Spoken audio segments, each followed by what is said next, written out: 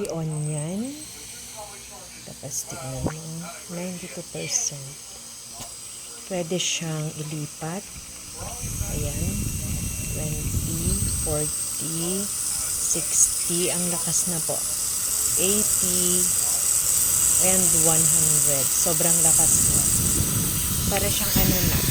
Para siyang number 3 sa electric fan. Sobrang lakas. Tapos kung babawasan din, yung nandun sa baba, ganyan.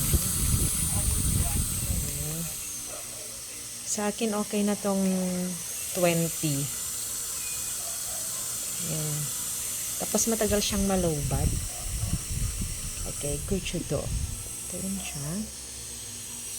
Yan. Kuchuto. Tapos, ano na siya. Ayan o. 6,000. Nakalagay dyan. 6,000 mAh yung battery na niya.